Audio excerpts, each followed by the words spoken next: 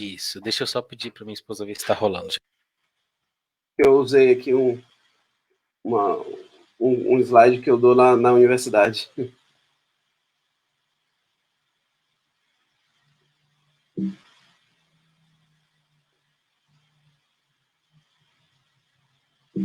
Já apareceu na página da igreja, estamos nós dois lá.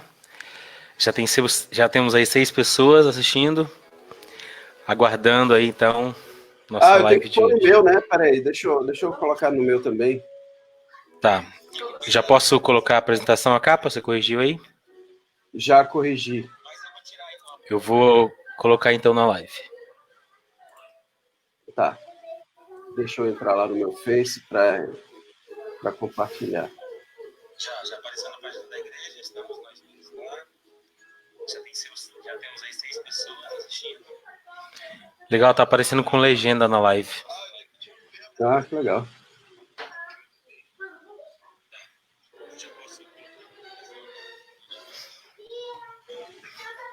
Se quiser colocar a apresentação em tela cheia. Eu ainda tô abrindo aqui o meu Face para eu disponibilizar ela aqui.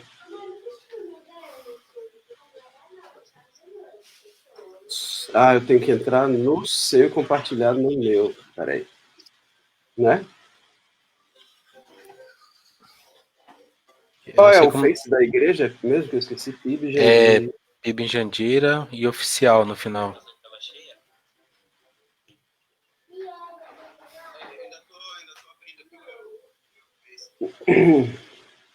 Primeira Igreja Batista Jandira oficial. Boa noite, pessoal. Tá chegando aí, podem ir chegando. Colocando aí se já tiverem perguntas, mas acho que quando no decorrer da palestra vocês vão surgindo as dúvidas. E aí vocês vão escrevendo aí nos comentários que a gente vai tentar responder, né? O Samuel vai tentar responder todas aí. Estamos aguardando também o Efraim, que já deve estar chegando por aí.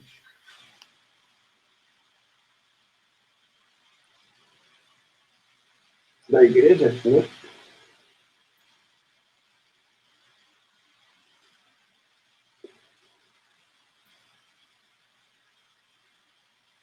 Estamos aguardando também o Efraim, que já deve estar chegando por aí.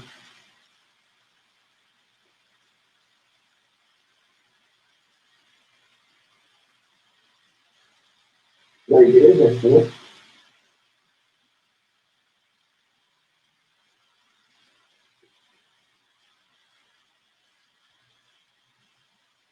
Estamos aguardando também o Efraim, que já deve estar chegando por aí.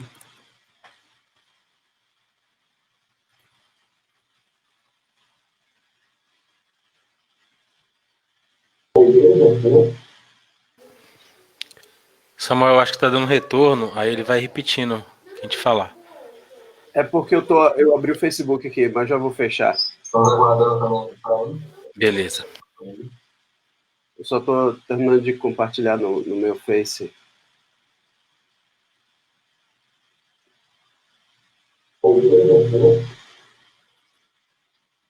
Samuel, eu acho que tá...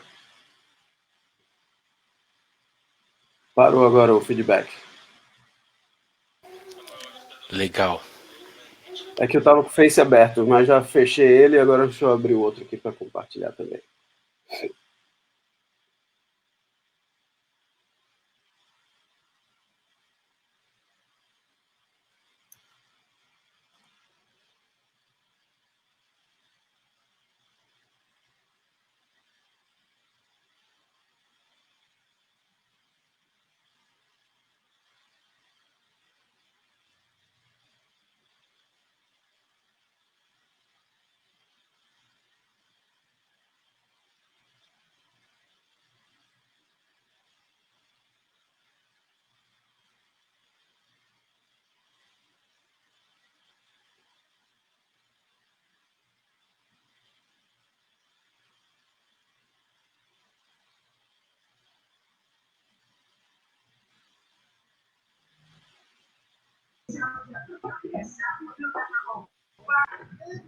Doutor Efraim tá conosco aí, tá nos ouvindo bem?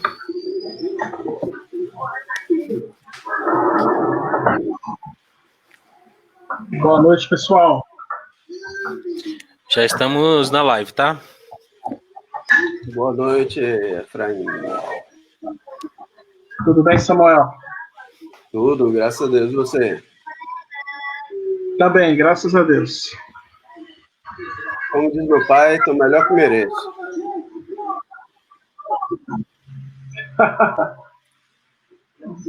É um senhor sábio.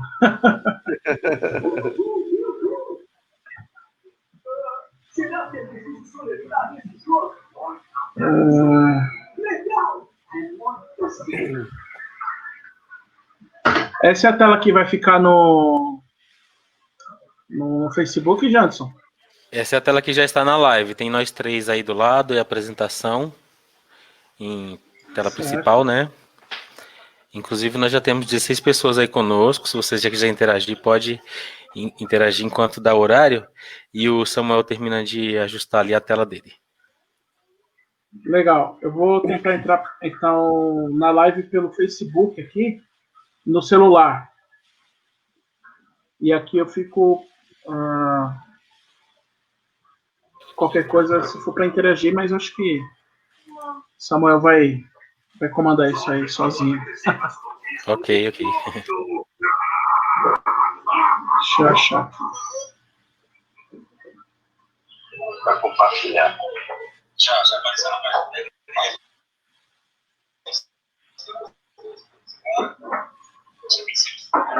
O Efraim, se você for deixar o áudio do celular, aí você muta o microfone para não ficar dando retorno para a gente, tá? Eu baixei todo o volume do celular. Não passei volume nenhum.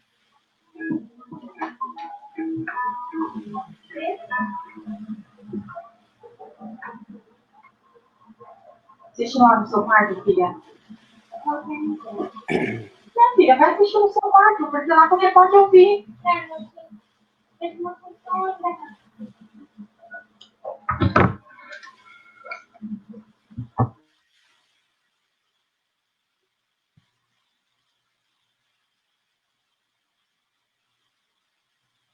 Samuel vai...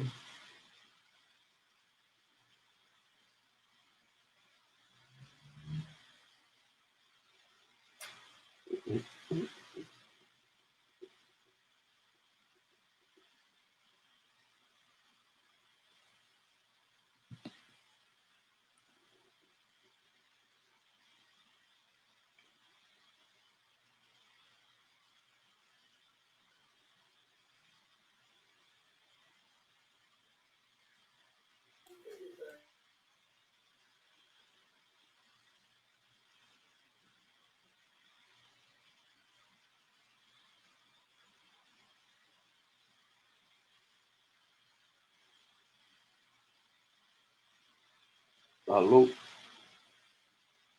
Estão aí? Estamos aqui, Samuel. Ah, tá. De repente fez um silêncio aqui. A gente deixando no mute para diminuir os ruídos aí, né? Mas estamos todos aqui.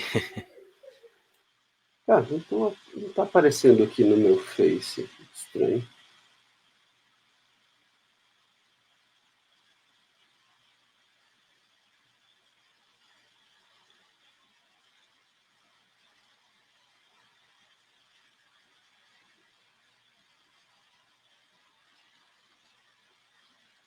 Muito estranho isso. Vamos ver por que não está aparecendo.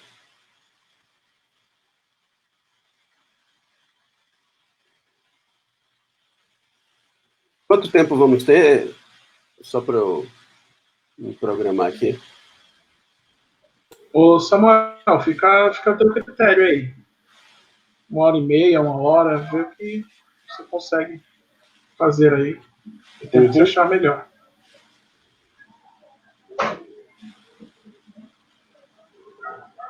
Tá bom. Não é que não é no Instagram, né? Que a gente fica olhando, daqui a pouco ele começa 15, 14, 13, 12. Então, valeu. Acabou. Segundo o Facebook, nós temos 8 horas de live. Então acho que dá. Dá para falar um pouquinho, né? Dá para tratar da introdução aí, né? Pelo que, na menos, né? verdade, esse conteúdo que eu vou abordar, ele é um pedaço de uma no Instagram. Um pedaço de uma disciplina que eu dou lá na universidade, né? Esse conteúdo que eu vou abordar. Pronto, já fechei o áudio aqui do Face que estava dando feedback. Sim, sim. Então, esse conteúdo que eu vou abordar, ele é uma parte de uma das disciplinas que eu ensino lá na AMB, né? Então, ele é uma disciplina de um semestre. A gente vai falar em 1 hora. Isso é um poder de síntese, hein? Esse é, viu? E nem eu falei com uma amiga minha outro dia que a gente ia fazer uma live. Ela é professora da universidade, né, do curso de Direito lá em Santa Catarina. E aí ela me deu os temas que ela gostaria de falar, que ela tinha falado numa rádio. Falei, você conseguiu falar isso tudo na rádio? Quanto foi que durou a entrevista? Ela, 5 minutos. Eu falei, 5 minutos? Eu não consegui nem ler o que você escreveu.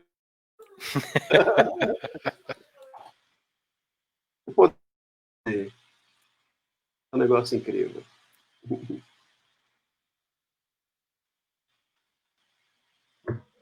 Você está dando esse curso online lá na AMB, Samuel? Ou está parado? Estamos, né? Porque estamos fazendo tudo remoto, né? Nesse período, enquanto não volta, né? Entendi.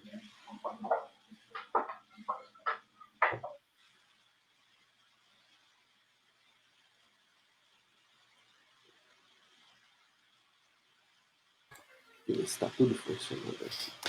Pessoal, 8 horas. Quero aí dar as boas-vindas para quem já está conosco aí. Temos em torno de 25 pessoas, 26 pessoas.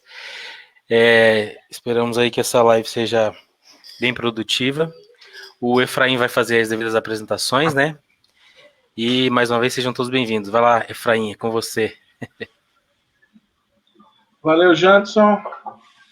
Em primeiro lugar, quero dizer que é um prazer, uma honra ter aqui o Samuel junto conosco.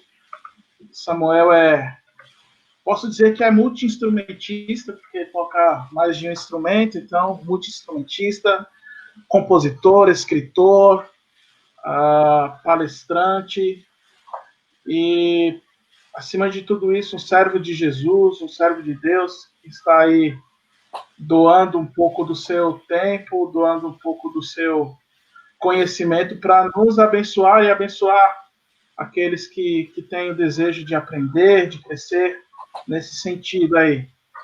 Quero agradecer muito ao Samuel por essa oportunidade e agradecer a todos que estão nos assistindo, que estão acompanhando aí, e façam bom uso desse tempo e mandem suas perguntas, tirem suas dúvidas, que estamos aqui para isso.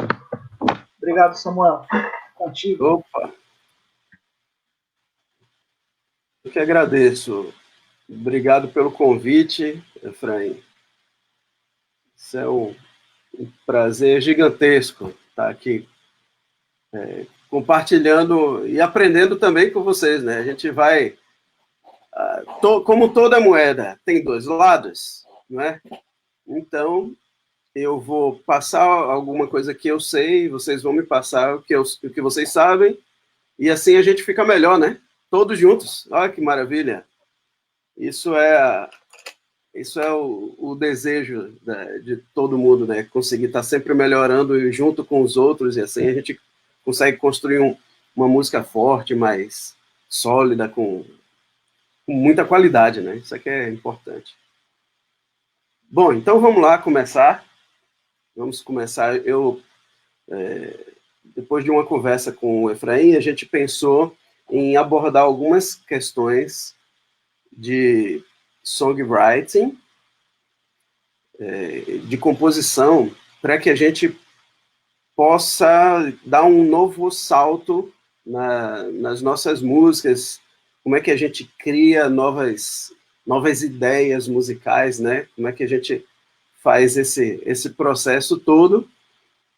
E aqui eu fiz um resumão, assim, para a gente, que é algo que é um curso bem extenso, mas que com esse resumo aqui a gente já tem ferramentas na mão para desenvolver a nossa trajetória enquanto músicos, enquanto compositores.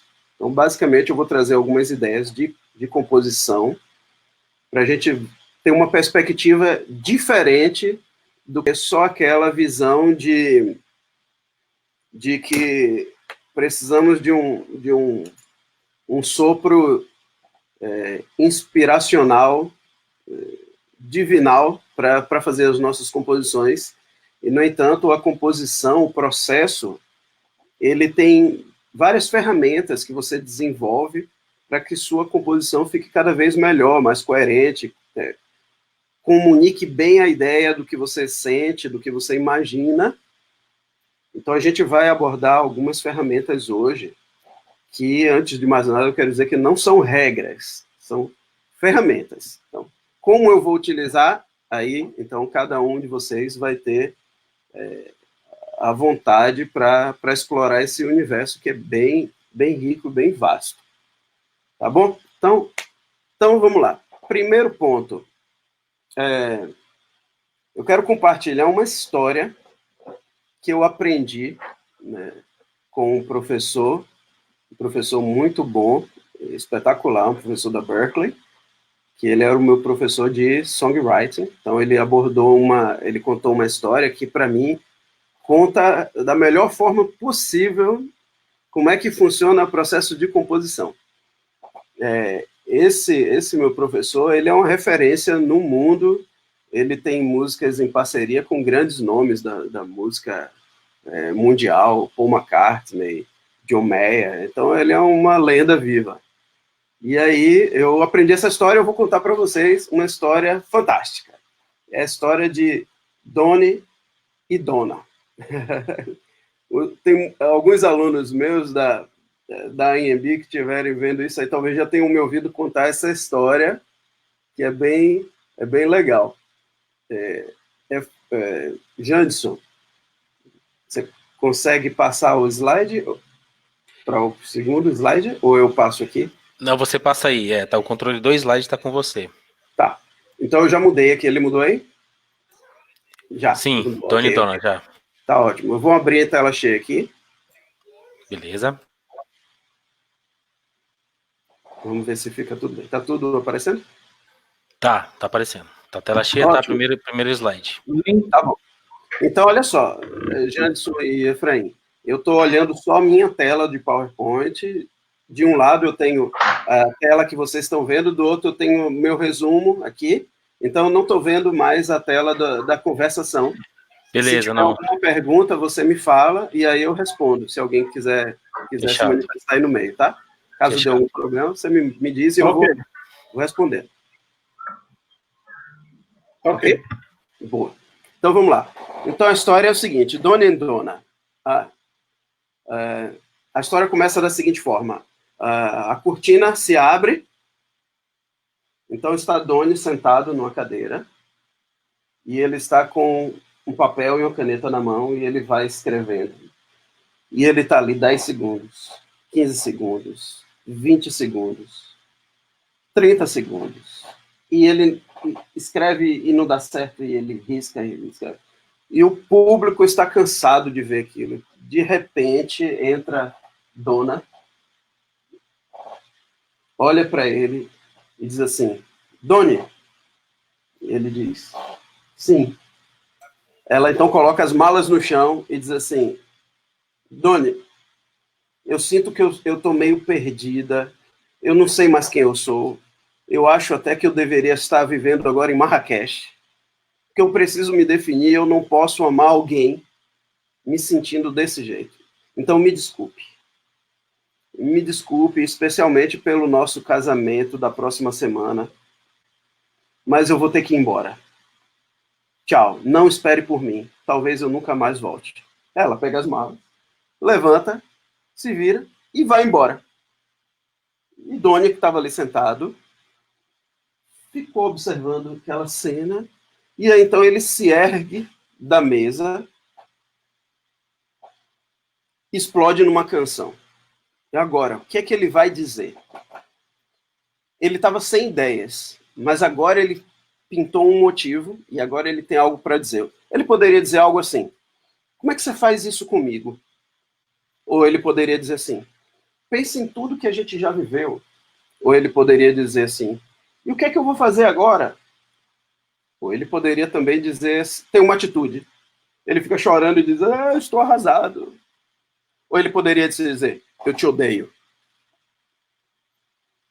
Ele poderia também dizer, eu vou te esperar para sempre. Eu ficarei te esperando.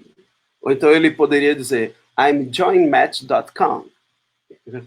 Que quer dizer, eu vou me inscrever num site desses de relacionamento. Bom, ele poderia dizer qualquer coisa. Isso é algo que ele faria a partir desse motivo, porque agora ele tem uma mensagem para entregar. Então, toda canção que a gente for analisar, que a gente for escrever, que a gente for pensar, que a gente for utilizar, ela precisa responder 3 questões essenciais. Primeira questão: quem fala? Segunda questão: bom, ele poderia dizer qualquer coisa. Isso é algo que ele faria a partir desse terceira questão. Ele tem uma mensagem para entregar. Samuel tá dando retorno. Que a gente for analisar, que a gente for escrever. Não é meu, aqui está tudo fechado. É o seu, Efraim. Aí. Agora foi. Ok. Então precisa responder 3 questões: quem fala, para quem e por quê. Se em algum momento a sua canção não estiver respondendo claramente essas questões, a sua música poderá estar sendo menos clara do que ela poderia ser. Bom, nesse caso aqui, então a gente viu que o Doni, ele está falando assim, numa plataforma do hoje, do agora.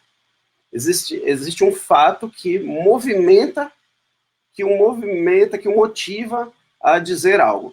Ele está falando para a dona, para ela, qual é esse motivo. Então a questão é, por que ele vai se erguer da cadeira e vai escrever uma canção? Esse é o conceito de songwriting. Por que você vai se levantar, você vai se erguer e vai escrever algo? Você precisa ter uma mensagem clara para passar. Quem fala, para quem e por quê. Isso, então, é a técnica de songwriting que a gente vai falar hoje. E songwriting quer dizer escritor de canções, que é um gênero também que abrange a composição, né? Então ele se ergue da cadeira, se explode numa canção, e ele tem agora uma razão, e a gente tem a nossa razão, e a gente precisa descobrir qual é essa razão. E o que é que nós temos a dizer? Qual é a mensagem que a gente quer levar? Bom, se você perceber, primeiro ele está passando pela plataforma do agora, na situação. Dona diz para ele, eu estou te deixando. Estou te deixando. Então ele pode dizer, mas olha o que é que nós fomos. Então agora ele está levando ela para o passado. Olha o que é que nós fomos. Então ele está trazendo essa realidade. Ou ele poderia dizer assim, o que é que eu vou fazer agora? Então ele está levando agora para o futuro. Ou ele pode te dizer simplesmente, eu te odeio. Então ele está te levando para o presente. Tudo isso, estando nas plataformas corretas, que pode ser passado, presente, futuro, pode te ajudar a manter o foco da canção bem claro, bem definido. Ok até aí? Então a gente está falando de 3 perguntas que sua canção precisa transmitir essa ideia. Quem fala, para quem e por quê. E você pode utilizar 3 plataformas: passado, futuro, presente. Passado, presente, futuro. E se a gente parar para pensar, na verdade, a maioria das músicas nesse modelo, né, dona e dona, ou seja, de relacionamento, vai sempre informar quem está falando, para quem e por quê, né? Essa história, então, é a nossa primeira ferramenta, tá bom? Primeira ferramenta. Porque o importante é que quando a gente vai compor, quando a gente vai preparar uma canção, é muito legal fazer uma composição utilizando a espontaneidade, aquele momento criativo, né? Você teve aquele insight, e aí você olha e tem uma ideia, ok? mas todos os grandes compositores, os grandes autores do mundo também tiveram insights. Só que ele tem um insight e depois ele tem que desenvolver aquele insight. Então, o que acontece é que muitas vezes nós que andamos no meio das igrejas, no meio evangélico ou qualquer outra denominação, qualquer outra cristã, a gente viveu e vive muitas vezes de uma lenda, de uma perspectiva que foi lançada há muitos séculos atrás, quando um Papa bem conhecido no meio cristão resolveu patentear, não era bem essa palavra, mas resolveu padronizar a composição a ser utilizada dentro da Igreja Católica Apostólica Romana.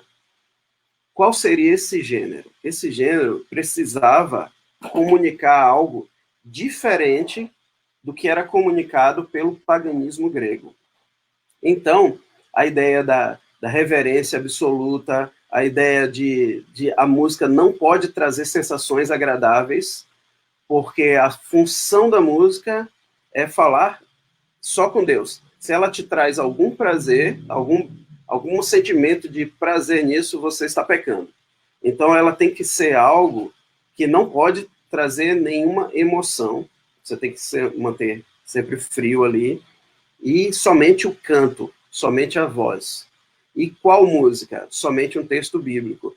E a música só serve para o texto bíblico. Se o texto acabar, a música deve acabar. Logo, não existe introdução, não existe solos, não existe outra perspectiva, não existe nada disso. E um dos pontos bem marcantes foi que o Papa Gregório, ele resolveu encomendar uma pintura, e essa pintura é bem conhecida, né? Que tem o Papa está escrevendo, ele está com uma pomba no ombro, e tem um pintor que está atrás de um tapume, e observando e desenhando ele com a pomba, e a mensagem que ele queria transmitir com isso é que a pomba dava as músicas para ele, a pomba é o Espírito Santo, dava as músicas para ele, e ele então transmitia para as pessoas que músicas que deveriam ser. Então ele estava escrevendo as músicas, né, a partitura mesmo. Só tem um processo, só tem um detalhe nesse processo, é que nessa época ainda não existia escrita musical. Então, por isso que ele é uma lenda, só que a gente assimilou isso como toda música é uma inspiração de Deus, que vem para você, e você faz, e aquilo está pronto, então Deus me deu aquela canção. E assim, nesse processo da composição, existe um insight, que é aquele flash, aquele clique de luz, que você diz assim, tive uma ideia.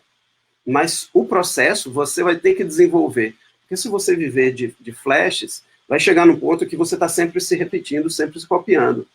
Então, essa perspectiva de que vocês já ouviram isso, e eu já ouvi, as pessoas dizendo assim, Deus me deu uma música, né?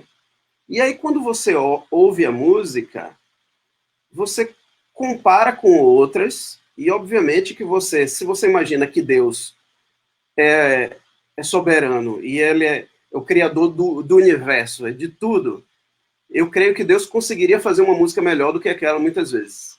Então, ou há uma confusão de que ou Deus não deu a música, ou você pensa que ele deu, ou você está trabalhando com um reflexo auditivo. O que é um reflexo auditivo? Quanto mais você está inserido numa cultura, nesse caso, numa cultura musical, mais o seu cérebro, no seu inconsciente, que já está totalmente registrado no seu inconsciente, vai trazer na sua cognição, no seu senso criativo, a perspectiva do que já está lá dentro. Então, você vai fazendo cover, o plágio de você mesmo, o tempo inteiro. Por isso que é muito importante, na hora da composição, você ter o processo espontâneo, mas é legal você também trazer o cérebro junto, né?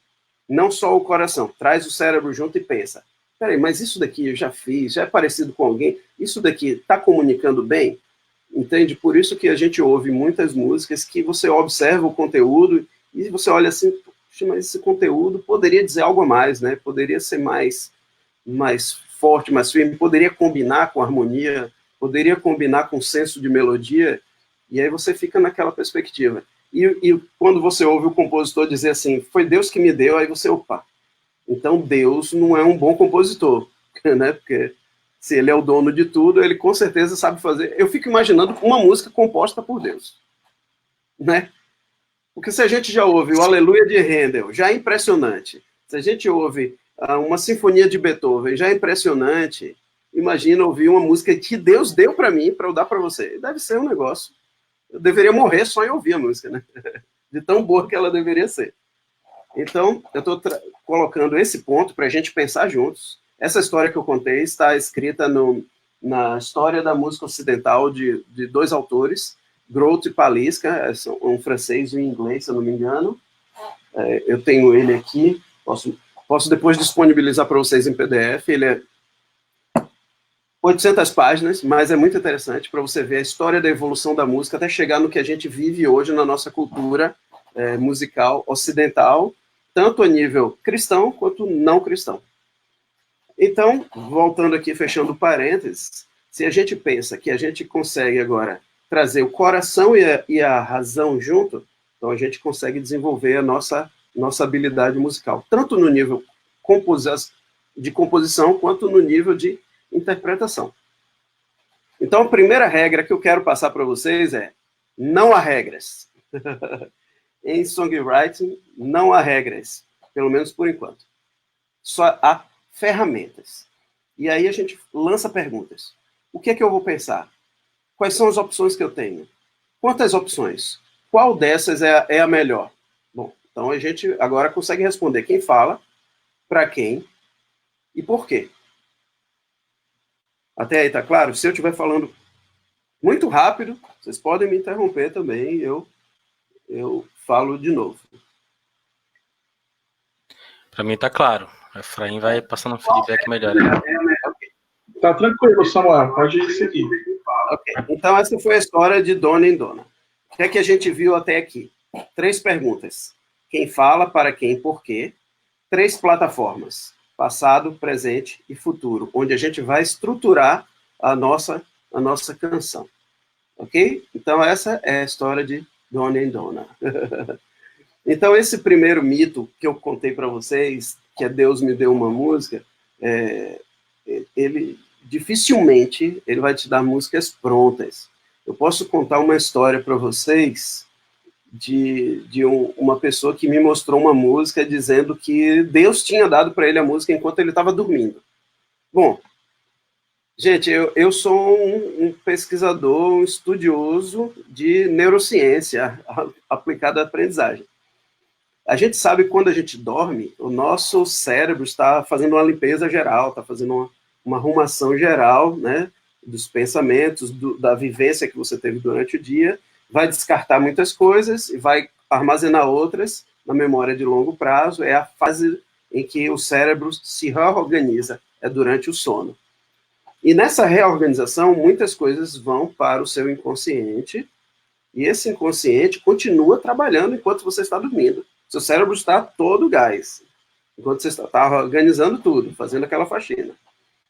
E quando você tem um sonho, o sonho é uma dessas formas do cérebro se organizar e colocar em ordem muitas coisas que precisam ser organizadas. Memória de curto prazo, memória de longo prazo. Ponto.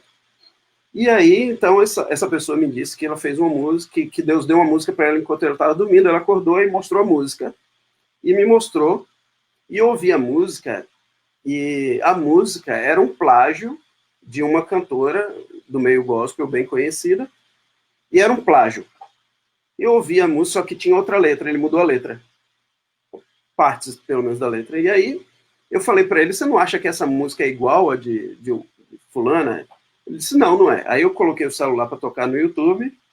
Eu disse, canta junto. E ele cantou junto. Eu disse, então, o nome disso não é que Deus te deu a música. É o seu inconsciente trabalhando durante a noite, reproduzindo algo que você já consome naturalmente. Você gosta muito dela, ou do estilo que ela canta, e aí você tende a compor igual a ela, ou parecido com ela, porque é a sua influência musical. Entende? Então, há que discernir muito bem, poxa, até onde é uma inspiração e onde é que é simplesmente um reflexo auditivo, uma revelação do meu inconsciente trazendo à tona algo que eu já vivo naturalmente. Por isso que é importante trazer o cérebro junto para a hora da composição. Porque se a gente deixar à vontade, a gente é movido pelo inconsciente. Para a gente ter ideia, durante o nosso dia, a gente é muito mais movido pelo inconsciente do que pelo consciente. Porque no inconsciente já tem toda a minha vivência desde criança, todos os meus movimentos, toda a forma de interagir, de agir, de pensar, de falar. Tudo isso já está o tempo inteiro. Então, quando eu estou comunicando agora com vocês, eu não estou pensando que meu dedo vai estar assim e minha mão assim, e a outra mão vai estar embaixo e meu pé vai estar aqui. Eu não estou pensando nisso porque isso já é um meio inconsciente que trabalha essa parte. Eu só fico preocupado agora em pensar o que é que eu quero transmitir. As outras funções já são realizados pelo meu inconsciente. O meu, o seu, de todo mundo. Então, por isso que a gente tem que ter esse zelo, esse cuidado de analisar aquela música. Eu já uma vez tive um sonho com uma música, e eu tenho um bloquinho, né, que eu usava muito do lado da cama. Eu acordei, escrevi a música e voltei a dormir. Só que no meu sonho, aquela era a música que todo mundo ouvia e chorava, era a música mais bonita do mundo.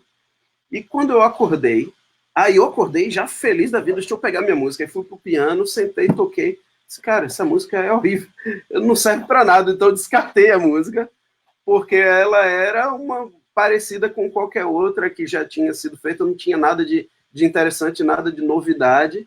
Então eu simplesmente descartei, porque aquilo foi o meu inconsciente trabalhando. Só muito tempo depois é que eu percebi o que era, né? Na verdade.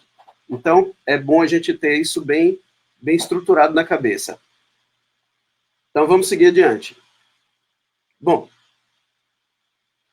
na sua canção, você quer expressar uma ideia. Tá, e de onde é que vem essas ideias?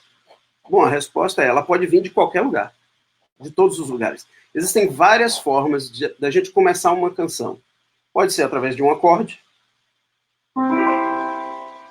pode ser através de um sentimento, pode ser através de uma melodia, pode ser através de uma conversa com um amigo e diz, isso daria uma música. Então, o que é que eu estou querendo dizer? Qual o motivo para eu querer dizer alguma coisa? Como dizer frases com emoções, e ideias e sentimentos? Pode ser que você tenha algo a dizer porque aconteceu algo marcante na sua vida, como foi o caso do Doni, que a dona simplesmente na véspera do casamento foi embora. Sabe aquela ideia que você viu por aí, pensou uma vez? Eu já passei por isso, não sei se você já passou. E você diz, puxa, isso eu poderia ter escrito um negócio desse, olha. Então comece a observar conversas das pessoas, porque quase tudo, se você pensar bem, pode ser o centro da ideia de uma canção.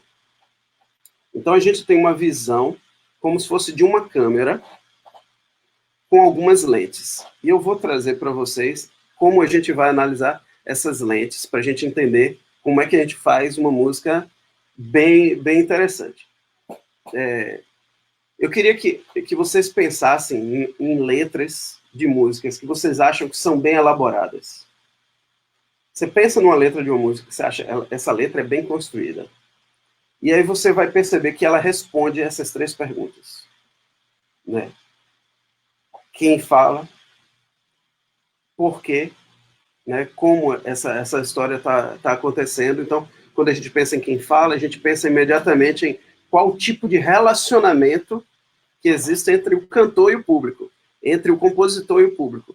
Qual é o tipo de relacionamento?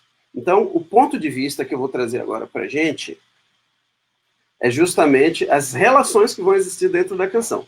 Existem 4 tipos de relacionamento para esse processo. Quais são esses 4?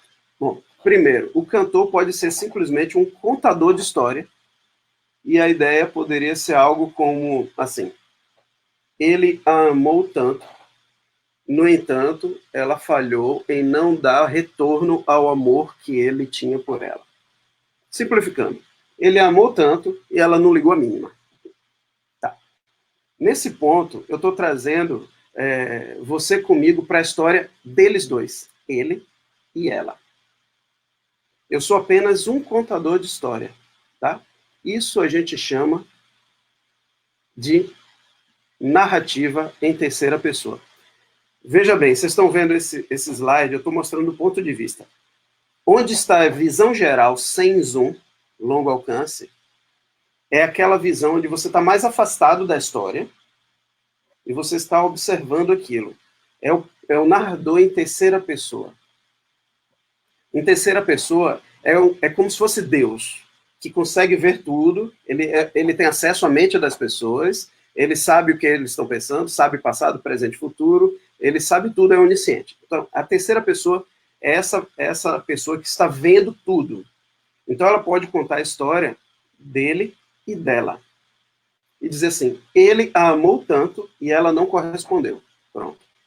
Essa distância, há uma distância, né?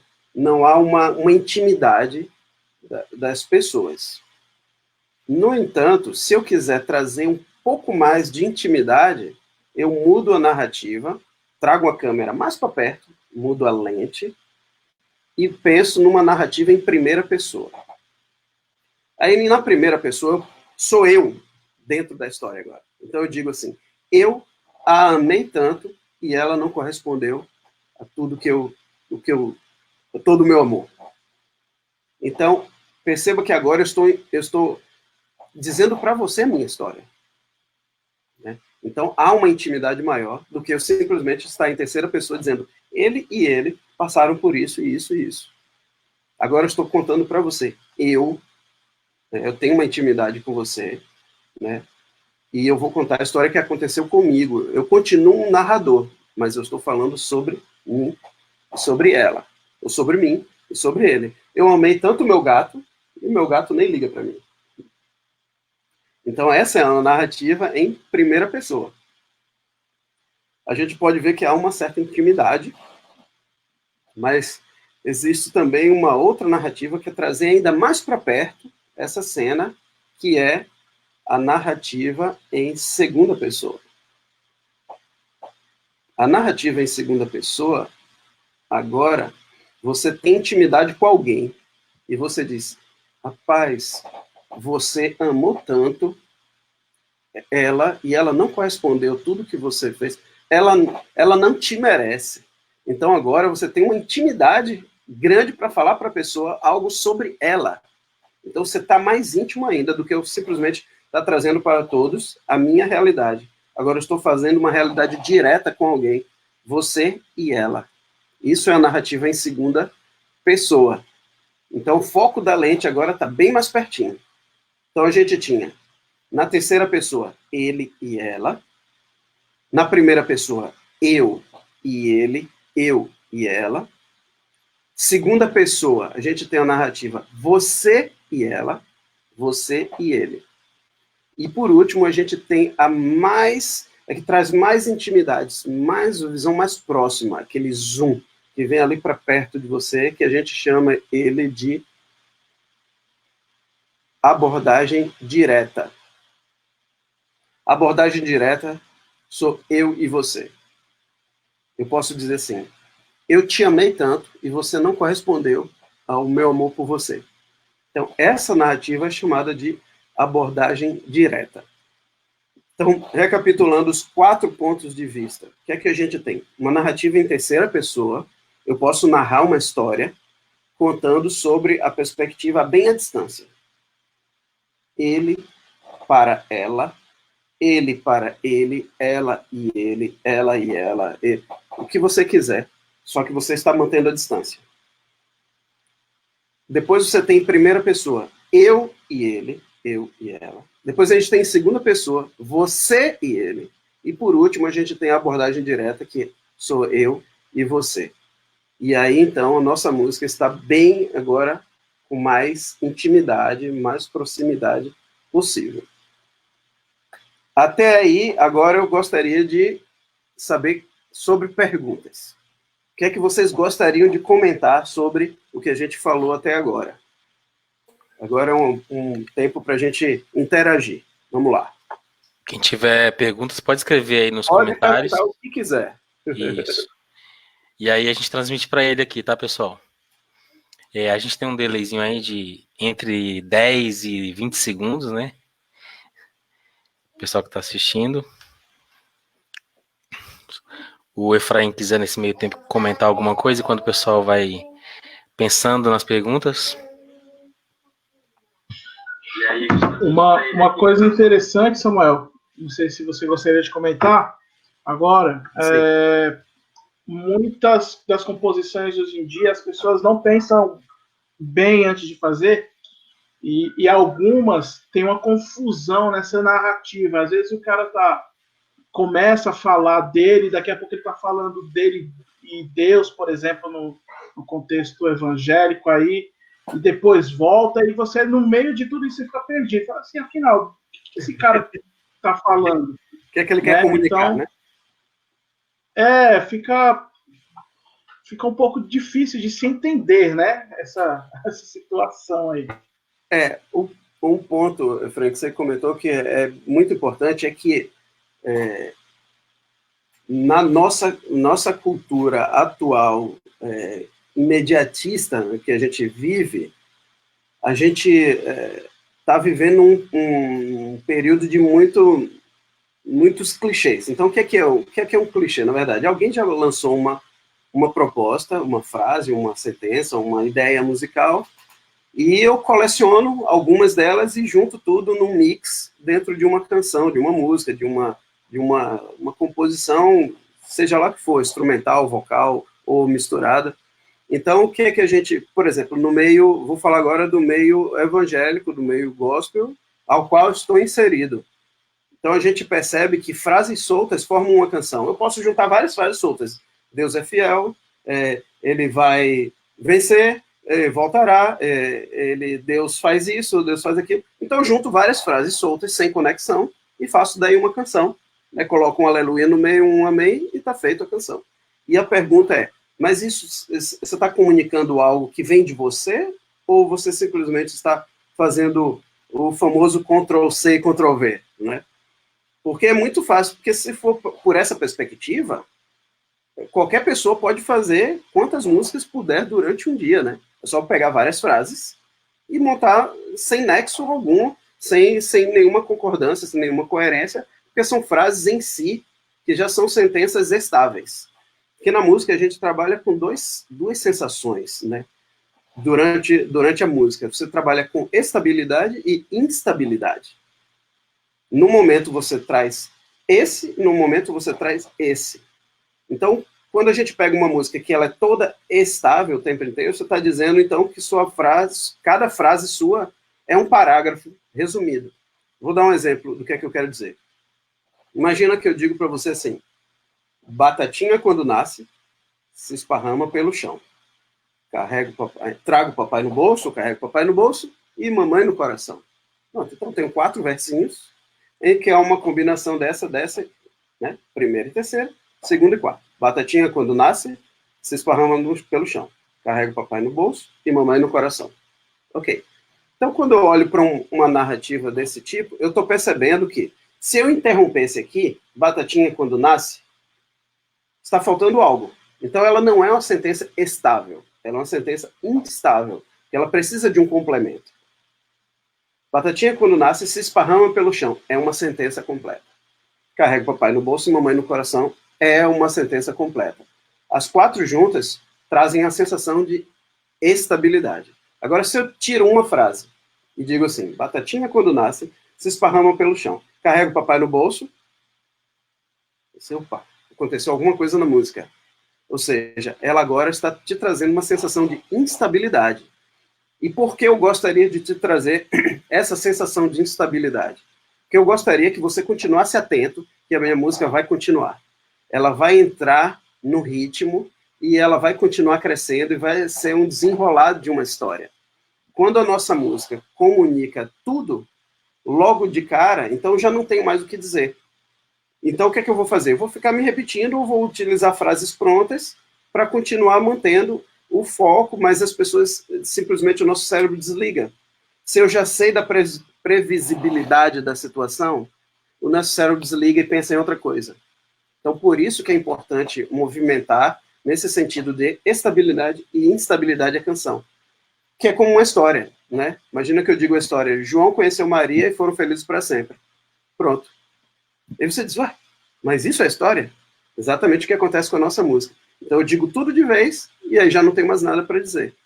Então por isso que é importante a gente trazer tudo junto para a gente comunicar bem o que a gente quer comunicar, com qualidade, com bastante consistência. Legal. Tem uma pergunta aqui já, Samuel, e ainda nessa linha que você está falando, o nosso amigo aqui, o Felipe Rodrigues, que a gente conhece carinhosamente como Ferrou, ele está perguntando se é possível que essas narrativas se misturem, né, no desenrolar aí da... Ferrou, obrigado pela pergunta, muito, muito boa sua pergunta, excelente. Olha, o ideal é assim, que você...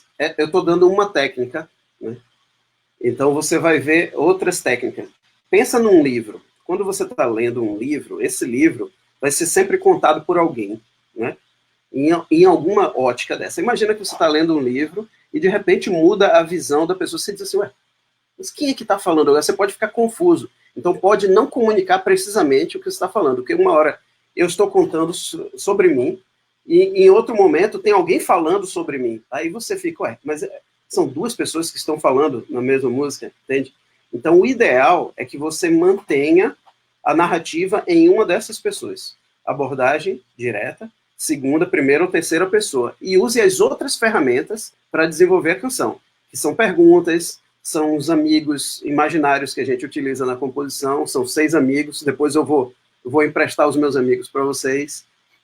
São as plataformas, passado, presente, futuro, a dedicatória, numa parte você, noutra parte eu, noutra parte eles, e aí você vai mudando a dedicatória, mas a narrativa deve permanecer para não haver uma confusão e a pessoa ficar sabendo sempre quem é que está contando a história e para quem ela está contando. Porque senão você muda tudo, né? Se você mudar um personagem, muda quem fala e quem recebe. E aí a pessoa sua música pode não comunicar exatamente o que você gostaria de comunicar. Ajudou? Espero que sim. Sim. Eu acho que o maior problema, talvez, aí, é que as pessoas, ou nós, ou quem compõe, às vezes não entende que a música não é só um entretenimento instrumental, digamos assim. Ela precisa comunicar alguma coisa, ou ela deveria comunicar alguma coisa. E aí, se a ideia fosse só instrumental, esse instrumental tem que comunicar também algo. Mas se tem uma letra, que essa letra comunique também, né? Que ela tenha essa coerência dentro desse caminho para também não ficar perdida aí, né? Nesse vácuo. Isso. Então, essa ideia da narrativa está numa pessoa bem definida o tempo inteiro, porque a canção é curta, né? Se num livro, num filme, quando você vê um filme, tem um narrador contando lá. Você já assistiu algum filme assim? Todo mundo já viu algum filme que tem um narrador dizendo Once Upon a Time. Então o cara começa a contar, mas não aparece um novo narrador. Ele continua sempre por ali. Se num filme que acontece isso, que dura quase 2 horas, que dirá numa música que é pequena, né? Se eu mudo o narrador aí no meio do caminho, a pessoa pode ficar meio confusa. Então há outras ferramentas para você também trabalhar. A gente vai abordar outras agora. A gente vai falar agora de 3 caixas que a gente pode colocar isso tudo lá dentro e criar um mix aí grande. Alguém tem mais pergunta? Por enquanto, nenhuma ainda. Pode continuar. Então, vou seguir adiante. Então, agora a gente viu quem fala, para quem e por quê. Tá? E a gente viu 4 pontos de vista. A narrativa em terceira, primeira, segunda e abordagem direta. Né? E a gente viu plataformas, passado, presente e futuro. Então agora, vou trazer uma nova ideia, que é muito interessante, que chama-se as 3 caixas. Como é que funciona isso? Bom, um dos maiores desafios que a gente tem, quando a gente está tocando, a gente está cantando, é manter os ouvintes atentos, interessados desde o começo da canção até o final. Como você vai manter a pessoa atenta na sua narrativa, na sua música, na sua performance, do começo até o final? Bom, isso não é assim da noite para o dia, a gente vai adquirindo experiência, né? Mas, na verdade, é um princípio muito simples e eficaz. O simples e eficaz quer dizer o seguinte: você não precisa dizer tudo de cara. Você precisa construir uma jornada para que as pessoas se sintam interessadas em ouvir onde é que aquilo vai parar. Se eu conto tudo logo no início, né, Romeu e Julieta. Então, eu pego Romeu e Julieta e digo para você assim, existiam duas famílias que eram inimigos mortais. Mas Julieta e Romeu, que pertenciam a essas famílias, eram apaixonados. E eles fugiram e tomaram... que ingere e morre. Veneno. Tomaram veneno e morreram. Pronto, então a história acabou. E aí você olha e diz assim, Shakespeare é pobre. Ok. Por isso que Shakespeare não é pobre. Porque ele pegou essa historinha e contou, e eles se encontram, e a família corre atrás, depois ele foge, depois ele some, depois ela volta, e aparece. E aí a história vai prendendo a atenção da gente, e a gente vai assistindo e vai entendendo até o final. Na nossa música, a gente tem que fazer esse mesmo princípio, né?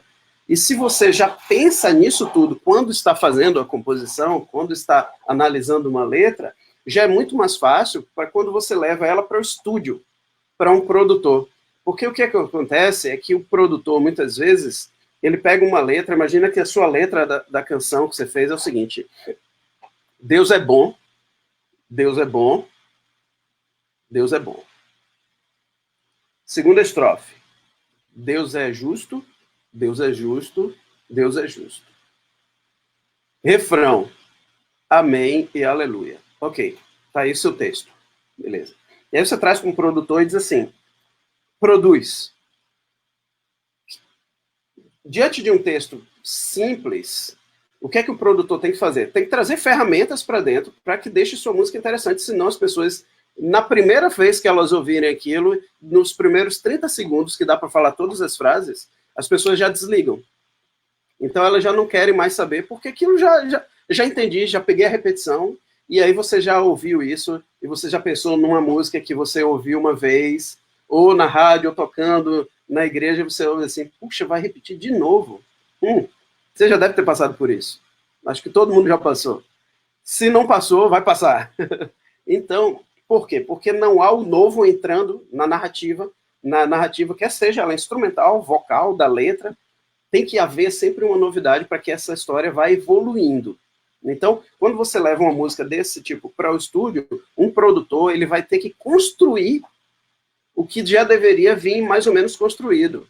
Então, por exemplo, você pega uma música, tem um sucesso, que foi uma música do Justin Bieber, chamado Sorry. Você ouve a música, e você diz, tá bom, o refrão é Sorry. Aí você ouve a música, e você vai ver o que é que acontece de instrumental, de back vocal, de efeitos sonoros que acontecem em cada refrão. Você vai perceber que em cada refrão acontece alguma coisa diferente para manter o foco das pessoas, porque senão, logo no começo, no primeiro minuto, as pessoas já mudam de faixa, mas elas ouvem até o final. Então, há que se pensar também nessa forma. Se eu já tenho uma música que a letra já traz uma construção com início, meio e fim, que desperta o interesse e a curiosidade, é muito mais fácil para produzir um arranjo. Porque eu consigo trazer elementos sonoros para dentro de cada frase e ampliar ainda o contexto que você quer transmitir. Aí fica excelente. Então, nossa função como produtor, às vezes, é pegar uma composição que é muito simples e destrinchar ele nessas 3 caixas que eu vou mostrar para vocês agora, que é como desenvolver essa jornada. E a gente vai falar sobre isso um pouquinho, que é, lembre-se, sua canção, ela inicia com uma ideia, algo que você quer dizer, e agora a gente vai ver como desenvolver essa ideia e o que ela deve envolver. Então, imagina essa cena aqui que eu vou contar. Você está apaixonado, né? E encontra uma pessoa. Que você está apaixonado, você encontra aquela pessoa na rua, e aí você fala assim, você está feliz. Você parece feliz. E aí você faz uma pergunta, você está tão feliz quanto parece? Eu não queria me intrometer, não. Desculpe. Então, tá bom. Então, tá aqui. Essa é a nossa primeira caixa. Então, eu digo para você assim, você está feliz? Eu só queria saber. Tá. Essa é a ideia da canção. Né? Agora vamos mover para outra caixa. Imagina que eu digo tudo de uma vez só, né? Você está feliz, eu só queria saber, e aí eu movo para outra e digo assim, quando você me deixou, você já sabia que ia viver com ele, fez tudo isso assim tão rápido. Quando eu estava em viagem, você convidou ele para a nossa casa, usou as nossas coisas. Eu sei que isso não faz nenhuma diferença, mas eu só queria saber. Perceba como essa frase, eu só queria saber, ganhou uma força muito maior do que a primeira frase. Então eu encontro a pessoa e digo, você está feliz? Eu só queria saber. Quando eu coloco uma outra frase e digo assim, você me traiu? Eu só queria saber. Então esse eu só queria saber agora ganhou muito mais peso. Então você percebe, opa, essa música vai me chegar em algum lugar. Onde será que ela vai chegar? Então aí você vem para nova caixa e você diz assim, quando a gente se conheceu, eu disse para você que eu gostaria que a gente pudesse contar tudo, que sentia um por outro, que a nossa relação era aberta e honesta. Você poderia ter me contado sobre aquela outra pessoa. Não, eu não ia parar você, mas simplesmente eu queria honestidade. Eu só queria saber. Então perceba, agora minha história teve um começo, meio e fim. Então cada vez que esse eu só queria saber aparece, ele aparece com um novo contexto. E aí você compara com o que a gente tem cantado e o que a gente tem tocado, e se há essa possibilidade de você ouvir uma frase e demonstrar várias perspectivas. É mais difícil, não é? Mas isso é que faz uma canção bem produzida, quando você consegue fazer deixar a pessoa curiosa. Então, por isso que essas caixas, elas são uma pequena, uma média e uma grande. Uma cabe dentro da outra, elas estão ligadas. Tá? Então, aí uma ideia cabe dentro da outra, e aí você vai expandindo o negócio. Então, agora, imagina que eu vou contar assim, uma outra jornada. Porque, abrindo um parênteses, um produtor, para você chegar nesse clímax, né, da canção, que normalmente é o refrão, né, deve ser o refrão, que a palavra chorus, que a gente traduziu como refrão, quer dizer todo mundo cantando junto, é a parte que todos decoram, deve trazer o conceito, aquela ideia que você diz, opa, esse é o clímax da música. Então o produtor, junto com essa canção, com esse clímax, ele vai trazer as ideias musicais ali para dentro, né, o instrumental, como é que a gente vai desenvolver.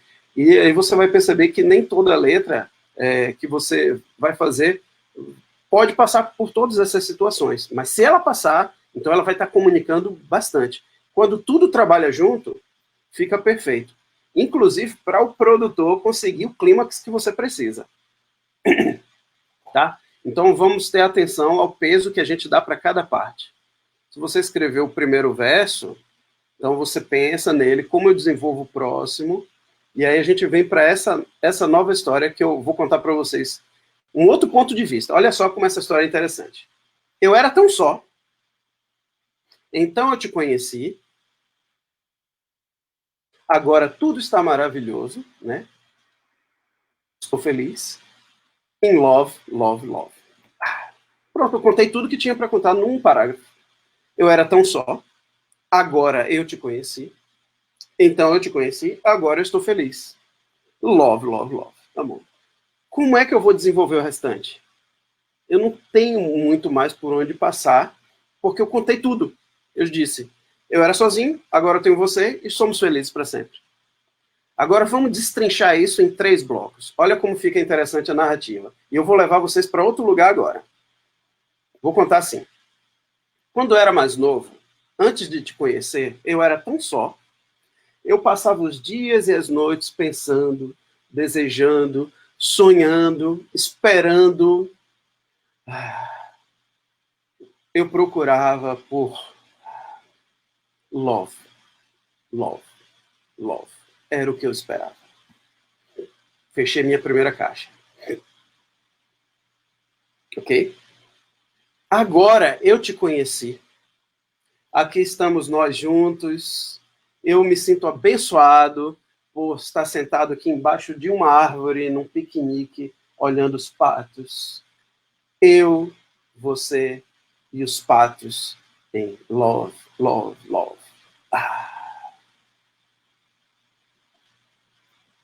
Nós poderemos fazer isso para sempre. Durante toda a nossa vida, vamos ficar para sempre em love, love, love. Percebam agora como eu separei os bloquinhos. Então, o que é que a gente fez aqui? A gente colocou, quando eu estava só, agora eu te conheci, e ficaremos juntos assim, para sempre. Então a gente tem uma perspectiva de passado, presente e futuro. Ao invés da gente ter tudo no primeiro verso, dizendo do passado, do presente e do futuro, a gente separou a ideia para cada bloco, e aí eu vou desenvolver de acordo com essa nova visão de passado, presente e futuro. Essas 3 plataformas. Vou contar outra história e vou levar você para outro lugar agora. Olha só. Você é tão incrível, eu amo você demais, nós estaremos juntos para sempre em love, love, love. Você é tão incrível, eu te amo demais, nós vamos estar sempre juntos em love, love, love. O que é que eu vou dizer depois? Não sei. Já falei tudo. Agora vamos separar isso em caixas. O que é que eu disse? Você, eu e nós. Então eu disse, você é legal, eu estou bem com você e nós vamos ficar juntos. Então eu usei 3 perspectivas para o mesmo quadradinho. Agora, se a gente separar isso em você, eu e nós, olha como fica mais interessante. Eu digo assim, você é tão linda, os seus cabelos deslizam sobre sua pele como as cabras montanhesas descem o penhasco. Cantares de Salomão. Love, love, love. Eu tenho esperado tanto tempo por uma relação séria, onde eu posso fazer tudo o que eu sempre quis. Podemos permanecer para sempre juntos em love, love, love. E aí, no último quadradinho, eu digo para você assim, todas as pessoas que eu já amei na minha vida continuam aqui comigo no meu freezer lá embaixo. Nós vamos ficar para sempre juntos em love, love, love. Então, o que eu estou te trazendo agora? Olha como a perspectiva mudou. Você é tão linda, eu tenho esperado tanto tempo e vamos ficar para sempre juntos. Mas como? Eu vou fatiar você e vou botar no freezer junto com os outros todos que estão lá embaixo. Então, essa mesma ideia musical mudou totalmente o sentido, porque eu estou pensando em uma nova forma de desenvolver. Eu utilizei o você no primeiro, né? É tão linda. Embaixo, eu tenho esperado por tanto tempo, ou seja, eu estou vivendo há muito tempo já esperando isso. Eu, você, eu, e vamos ficar juntos. E nós. Então agora eu estou trazendo uma outra perspectiva. Qual é a perspectiva? Você, eu e nós. Nós. Isso é um mecanismo para a gente desenvolver ideia. No mundo corporativo, a gente ouve muito em pensar fora da caixa. Né? Vocês já ouviram isso. No songwriting, na composição, a gente pensa em colocar tudo dentro da caixa, porque fica mais fácil da gente trabalhar essas perspectivas. Quando a gente separa em bloquinhos, aí a gente consegue construir uma ligação entre elas e deixar aquilo bem curioso para as pessoas terem aquela vontade de saber mais, né? Então, a frase principal, a grande ideia dessa conversa toda é dizer para você o seguinte: não diga tudo no início. Não diga. use essas 3 caixas, pense em como desenvolver suas ideias, sempre pensando dentro de cada caixinha. O que é que eu posso colocar ali dentro? Eu posso colocar passado, presente, futuro, ou eu posso colocar você, eu, nós, mas poderia ser ele, eu, você, eles, elas, nós. Bom, o importante é não diga tudo no início. Esse é o ponto principal. Quando a gente entende isso, aí a gente consegue, então, fazer uma composição que as pessoas digam, isso daí é muito interessante, é uma ideia brilhante.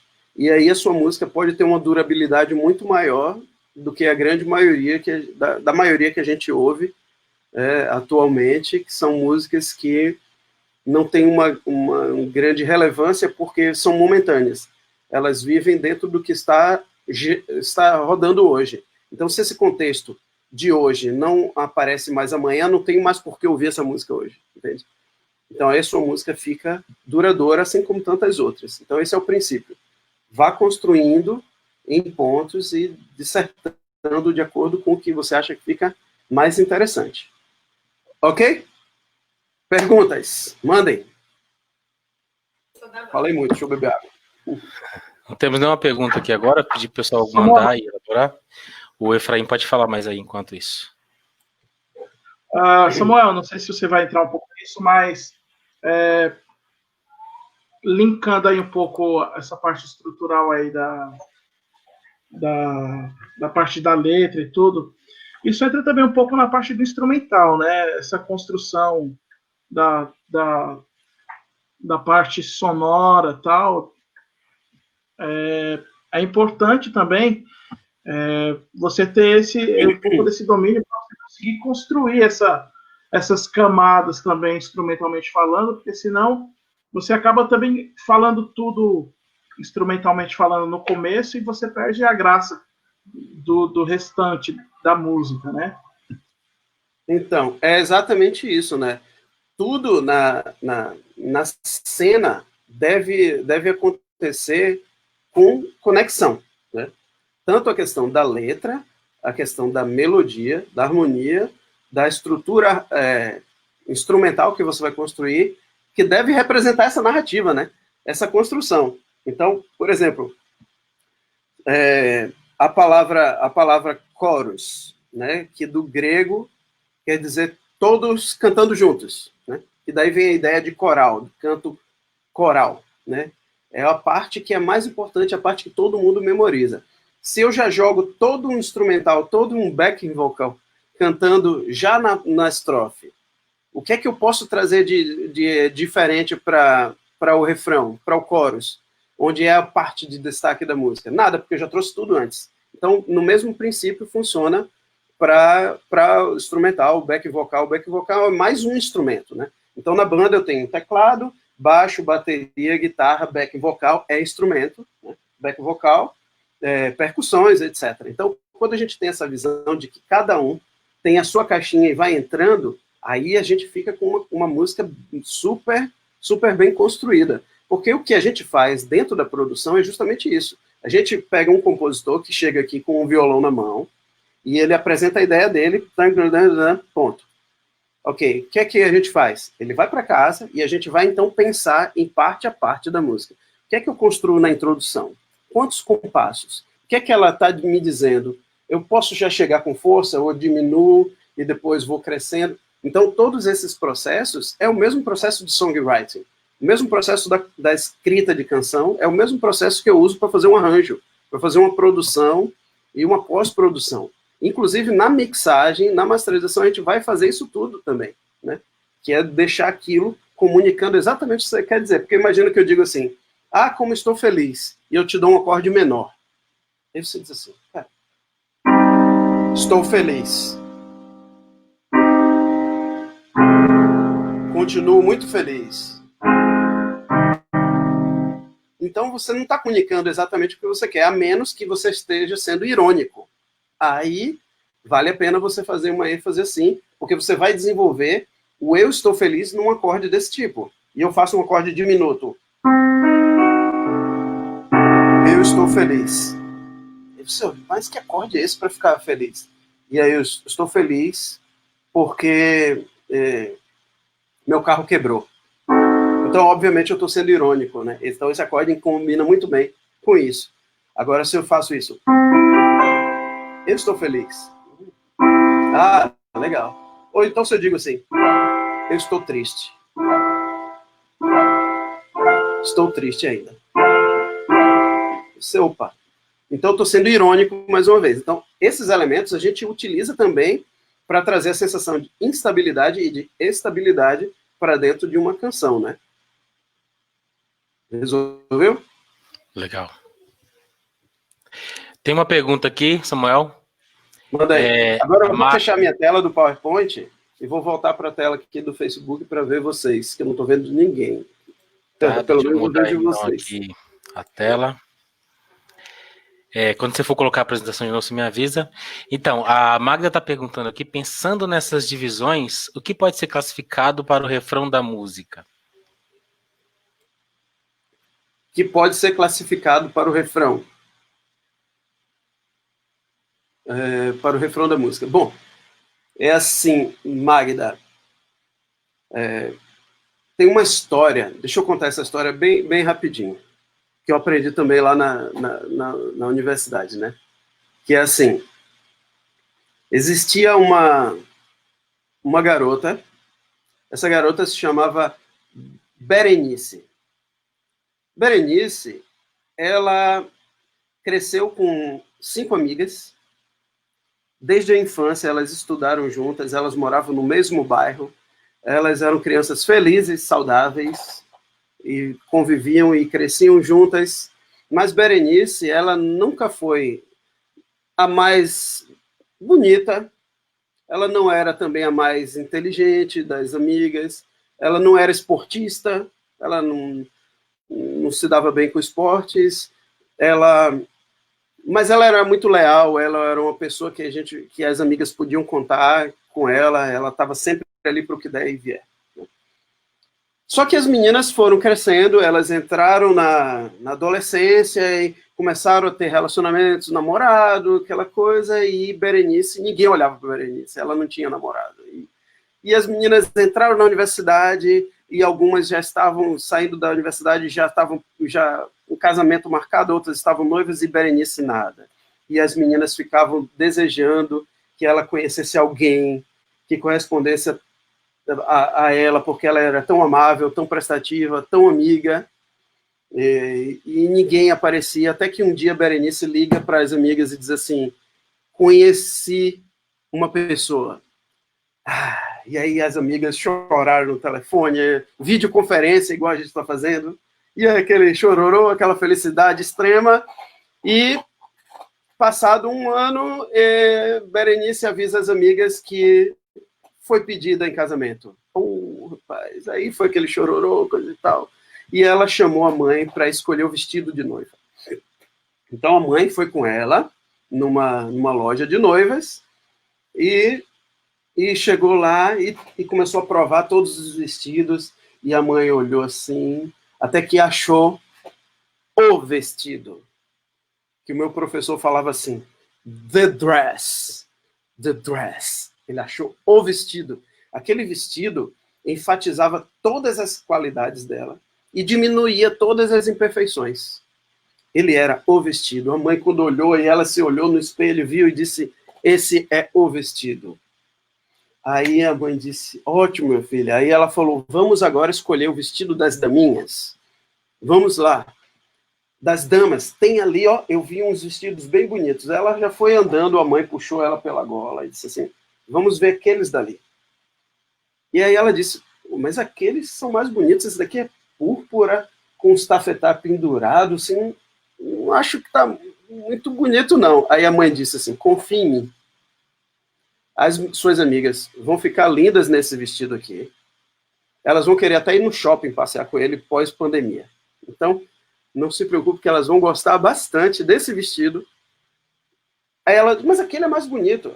Confia em mim, vamos levar esses. Ok, levou aqueles, púrpura, com tafetais e outros incrementos.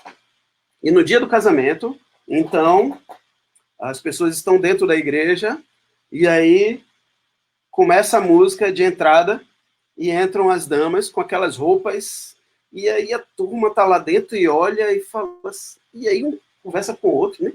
Poxa, eu achava que essa menina era mais bonita, né? Ela tá bonita, mas não tá tanto, né? Diferente, né? Aí vão entrando, uma por uma, as damas vão entrando, e o pessoal, aquele clima assim meio estranho, e aí de repente a gente ouve.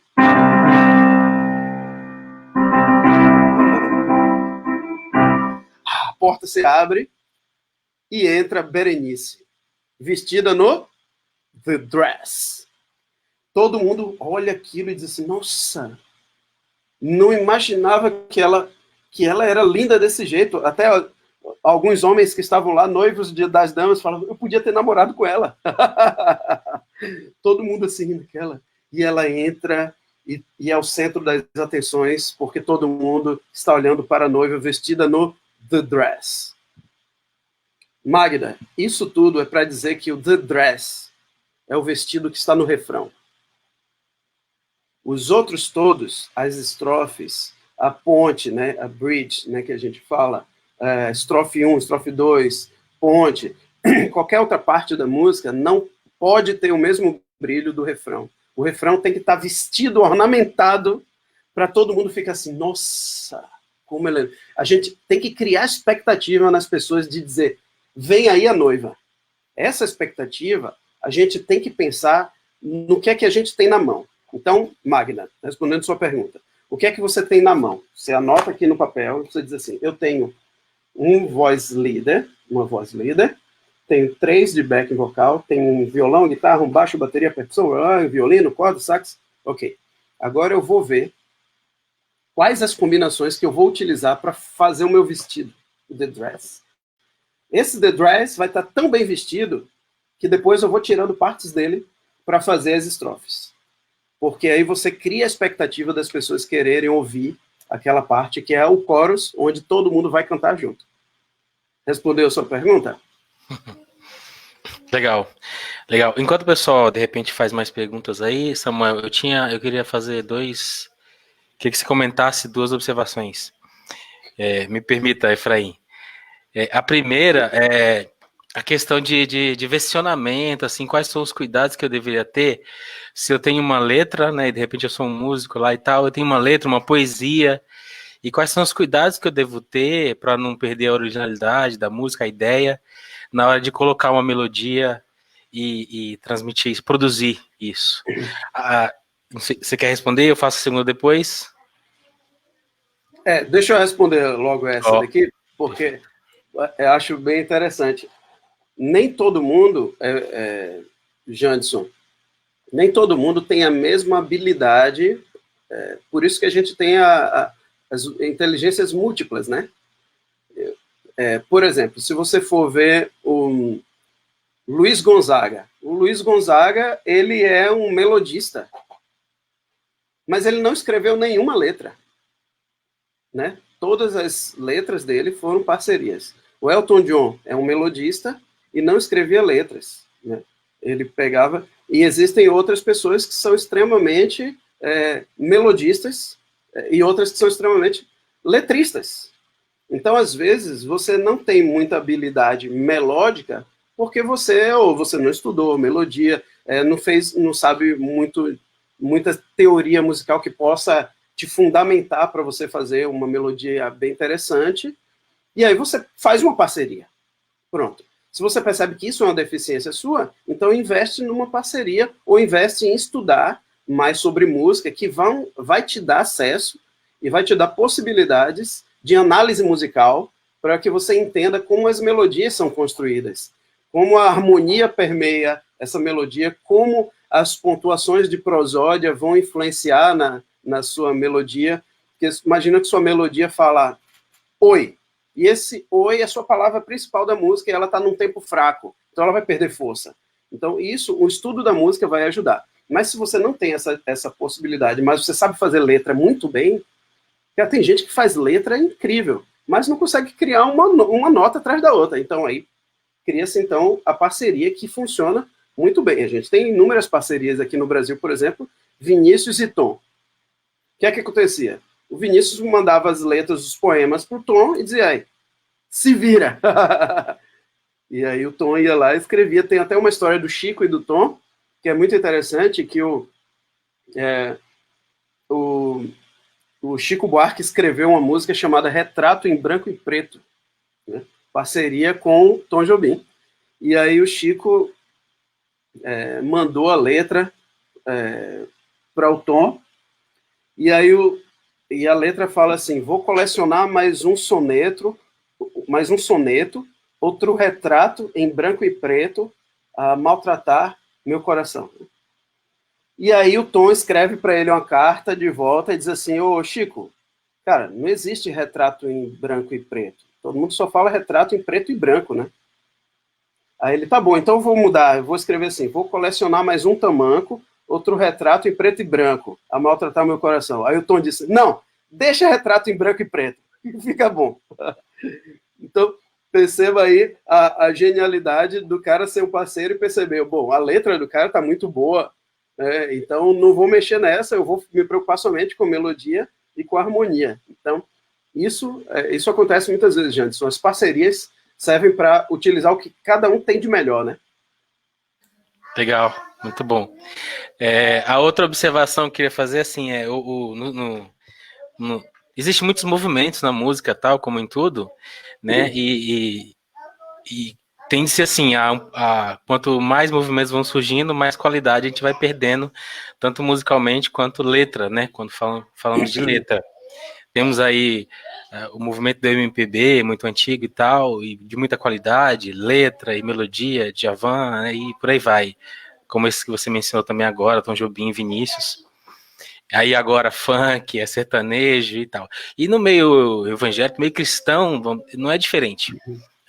Temos também alguns movimentos. Aí eu queria que você comentasse um pouco sobre isso, né? Temos aí hoje, tivemos há um tempo o movimento gospel, tal, o movimento soul, que também é de muita qualidade, e agora tá vindo uma onda aí worship. Comenta um pouco para nós sobre esses movimentos, os cuidados, algumas coisas assim. Enquanto o pessoal vai falando aqui algumas perguntas, eu vou passar.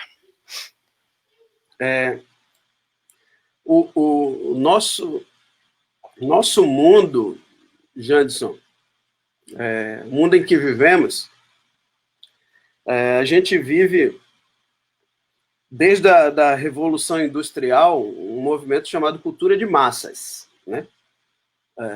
A gente vê isso, inclusive, nas escolas, onde há um destaque maior para disciplinas como matemática, física, biologia, que preparam pessoas para o mercado de trabalho para atender uma demanda industrial, né? Eu preciso formar pessoas que produzam a nível industrial em larga escala.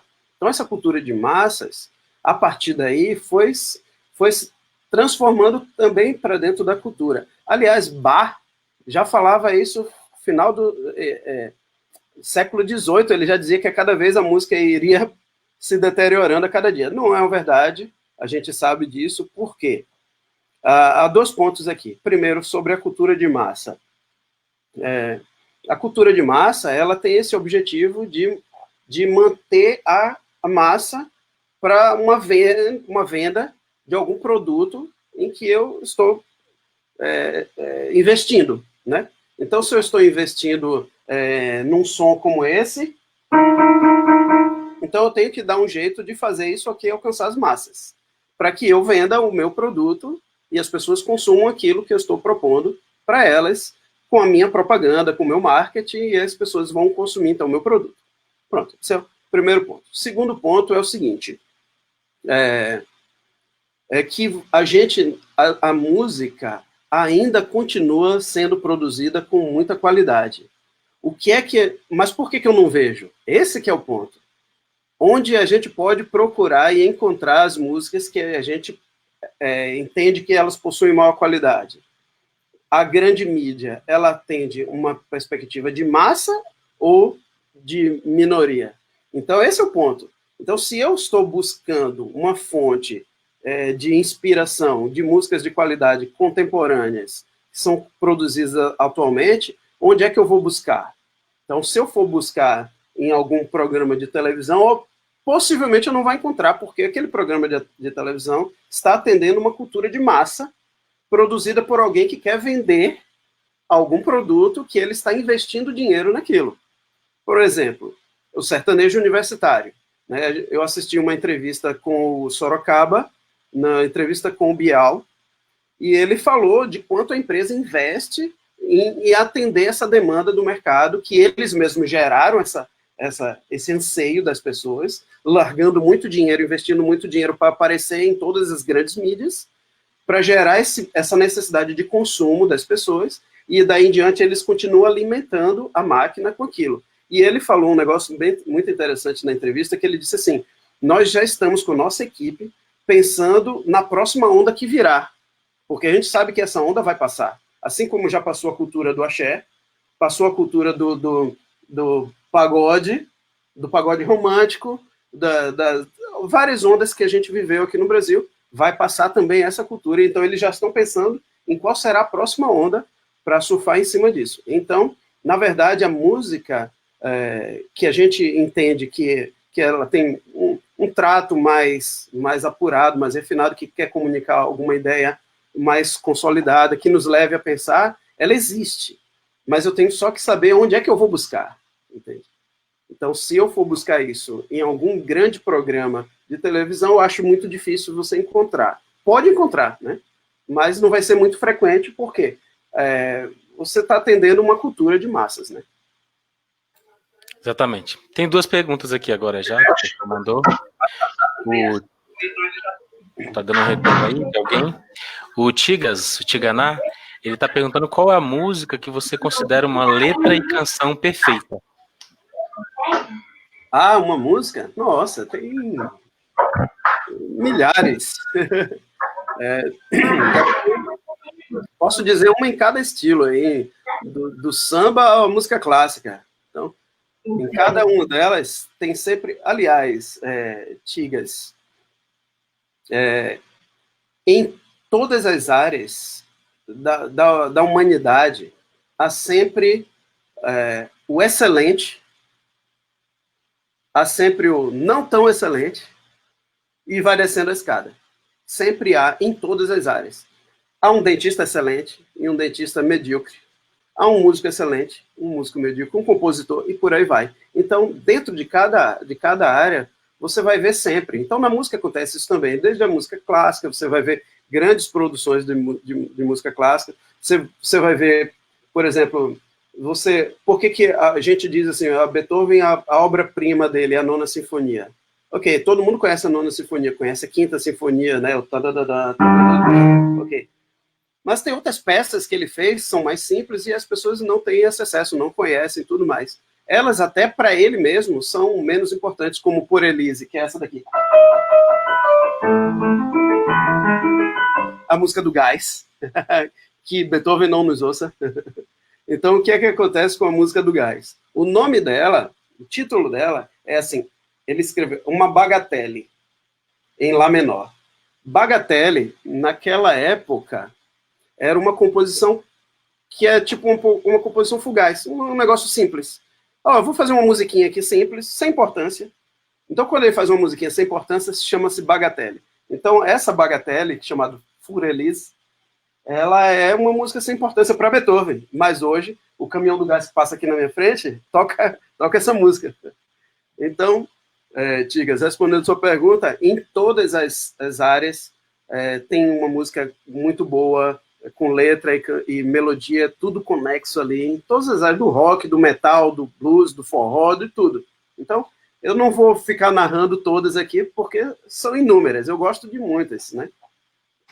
Tem muita questão do gosto pessoal, né, também. Exatamente, também tem isso, né? A questão como você conhece e já afinou o seu gosto, sua opinião. Tenho aqui mais uma pergunta, do Santiago. Você mencionou aí a questão das notas, do sincronismo, do sentimento, que se mistura em notas e melodias e acordes, e aí ele perguntou qual o grau de importância da função harmônica na hora de criar uma canção, né, tendo em vista os pontos que você colocou na hora de criar uma letra. Uhum. Então, a harmonia, né, a harmonia ela vai nos gerar sensações, né? Pode nos gerar, na verdade, ela deve nos gerar sensações que condizem com aquilo que a gente está criando. Então, por isso que a gente tem os 4 tipos de acordes, né? O maior, menor, diminuto e aumentado, que cada um traz já em si, naturalmente, alguma perspectiva de acordo com a nossa visão sistêmica do que é que a gente foi criado, do qual contexto de sociedade a gente foi inserido. Como todos nós estamos no Brasil e entendemos a cultura brasileira, quando a gente ouve um acorde maior, naturalmente a gente se sente, um acorde maior, ok, isso é um dó maior, maravilha. Então, se eu coloco um acorde maior numa melodia em que eu estou falando de algo que é triste, deprimente, aquilo pode não dizer bem, né? Ok. Mas há um fator muito importante que você perguntou sobre a função harmônica. Função harmônica, para quem está assistindo e não entende o que é na harmonia, no estudo de harmonia funcional, quando a gente tem uma escala, né, o campo harmônico, ou seja, todos os acordes que compõem aquela tonalidade, eles estão definidos por grau. 1º grau, 2º, 3º, 4º, 5º. E cada grau possui uma função relativa ao 1º grau. Relação de proximidade, de afastamento, relação de presença, de força, né? Então, quando eu quero destacar algo que eu acho que é muito importante, eu consigo, então, trazer aquela frase importante para algum acorde que tem uma função importante naquela tonalidade. Um exemplo disso é a cadência perfeita e imperfeita, né? Você sai do 1º grau e vai para o 5º, e do 5º volta para o 1º. O que é grau? Por exemplo, se minha música está em dó, ré, mi, fá, sol. Dó é o 1º grau e sol é o 5º. Então, esse salto de 1º para o 5º, a gente chama de cadência imperfeita, que é isso daqui. Está imperfeito porque você espera ouvir o final. Você espera ouvir isso. Então, se eu consigo aplicar funções harmônicas para trazer sensação de estabilidade e instabilidade dentro da música, perfeito. Fica maravilha, Santiago. Aí sua música vai fazer estrago, no bom sentido, né? Legal, não tem nenhuma pergunta aqui agora. O Efraim quiser comentar aí. A gente já está caminhando aí para 1h37, 1h30, né, de live. Fica à vontade aí, Efraim. Samuel, queria que você desse uma rapidinha, uma pincelada rápida aí acerca de... Porque, assim, hoje em dia, nas igrejas, a gente tem uma galera muito legal que tenta estudar, tenta correr atrás, e tem uma galera que nem tanto. Só que, assim, às vezes, essa galera que nem tanto gosta de criar coisas, criar arranjos e tal, e acaba caindo nessa contradição aí de, às vezes, criar um arranjo para uma música e aquilo não soa bem, não fica legal. Queria que você caminhasse um pouquinho nesse sentido aí, para a gente conseguir criar alguma coisa, enfim, dar alguma ferramenta ou comentar sobre isso. Sim. Efraim, isso é muito legal, porque eu vou compartilhar depois com você um vídeo onde eu falo sobre a síndrome do impostor. Existe a síndrome do impostor e existe o efeito contrário da síndrome do impostor, que é a síndrome de Dunning-Kruger, que é o seguinte: 2 pesquisadores, um psicólogo e um psiquiatra, se eu não me engano, eles fizeram uma pesquisa com várias pessoas para entender o funcionamento da inteligência e das múltiplas inteligências, coisa e tal, e fez uma análise com pessoas que se sentiam muito confiantes para determinada ação, mas que não tinham competências, nem habilidades, nem habilitações para desenvolver aquela tarefa. Um exemplo simples. Imagina que eu digo para você, Efraim, aqui está um bisturi, você pode operar meu coração? Você diz, claro, oxe, faço agora. Deixa eu abrir aqui no Google como é que faz, que eu opero você no instante. A pergunta é, Efraim, você sabe como é que funciona uma cirurgia? Você, não, mas eu vou ler aqui no Google e já sei fazer rapidinho. Então, o nome disso chama síndrome Dunning-Kruger. A pessoa se sente tão confiante de que ela sabe fazer as coisas, mesmo sem ter menor habilidade, menor competência para aquilo, porque ela sente que ela consegue fazer. Então, ela perdeu o senso crítico, a autoanálise, a autoavaliação, para saber se ela tem as competências para fazer aquele processo. Ok. Então, se ela não tem essa competência para esse processo, você precisa conversar com a pessoa e dizer assim, olha, vamos conversar juntos aqui para a gente entender o que é que você está pensando, para a gente ver se isso tem fundamento, né, se isso realmente funciona, ou se simplesmente será uma aventura, né? Então, aí a gente vai pensar nisso. Por outro lado, existe a síndrome do impostor, que é um cara que é extremamente preparado, estudado, muito competente, e você diz assim, cara, vamos fazer então agora esse negócio, e você diz, puxa, rapaz, mas eu acho que fulano sabe mais, ele pode preparar isso melhor do que eu. Então você entra nos dois opostos aí, você fica naquela. Então pode haver tanto, e eu vou te dizer um negócio, eu nasci na Igreja Batista, né, sou criado dentro da igreja, então, você sabe quantas vezes eu já ouvi essa sua colocação? Eu acho que desde que nasci. Isso já é algo tão corriqueiro dentro da igreja. Por quê? O que é que acontece? Uma grande vantagem da igreja é que você vive no meio musical. Isso é muito bom. Foi lá que eu aprendi música. Todo mundo está ali inserido naquele contexto de tocar, de cantar, de interagir, de fazer essas interações musicais. E chega num ponto que, de tanto interagir, a gente se sente muito confiante e se sente o rei da cocada preta, né? E eu vou dar um meu exemplo, pessoal. Eu quando fui para Londres, em 2000, no ano 2000, que eu cheguei lá, todo mundo da minha família, meus amigos, eles me enganavam, né? Eles diziam que eu tocava demais, que eu era ótimo pianista. Eles me enganaram todos os dias da minha vida, né? Então, eu fui para Londres com essa ideia de que eu era realmente um super pianista. Quando eu cheguei lá, eu vi que eu não limpava nem o sapato daqueles caras que tocam na rua, porque os caras têm muita técnica, muito conhecimento, muito estudo, estudaram a vida inteira, e eu simplesmente não tinha aquela perspectiva. Então eu estava no lado do Dunning-Kruger, né? Eu me sentia o cara mais competente do mundo. E, no entanto, quando eu comecei a estudar mais profundamente, eu percebi que aquela frase, só sei que nada sei, e continuo com essa frase todos os dias da minha vida, por isso que eu estudo tanto todos os dias. Sabe, estou fazendo o meu doutorado, estudando bastante, para me aperfeiçoar cada dia mais, porque nunca acaba, nunca acaba.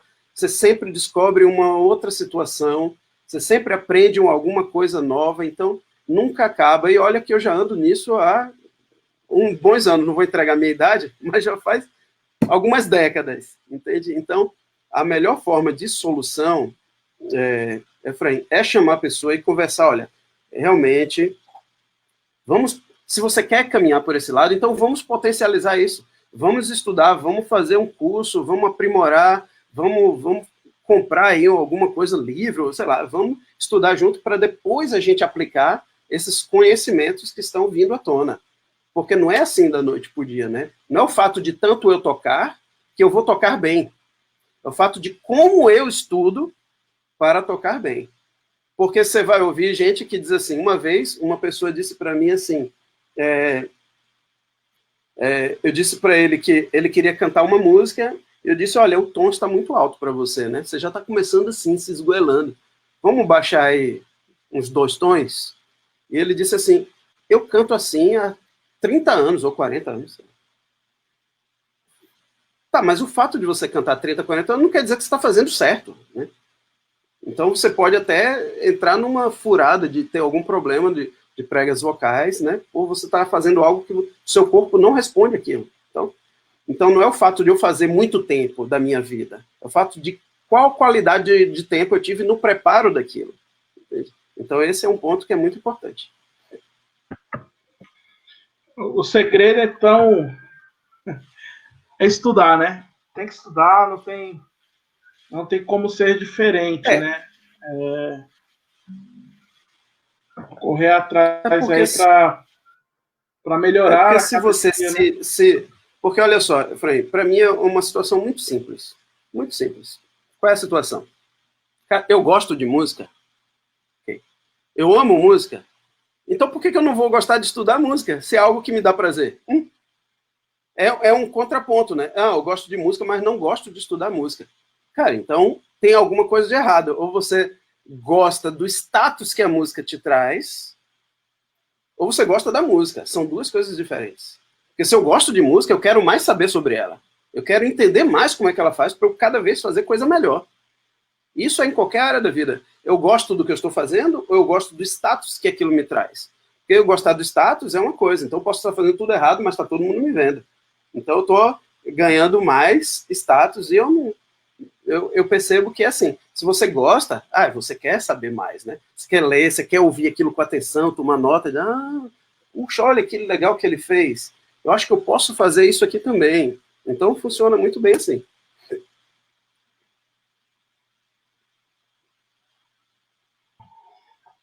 Muito legal, Samuel, muito bacana. A gente já pode aí se encaminhar para o final, né? A gente já está aí 1h34 de live, efetivamente, né? Essa foi grande. Não, um curso de 6 meses em 1h30. Tá bom, tá bom. Resumindo aí, ó. Super sintético. Mas eu acho que ficou claro aí tudo que você nos passou. Para mim, fenomenal. Eu já tinha assistido um pouco da sua aula lá no seminário, né? E muito legal relembrar e rever esses conceitos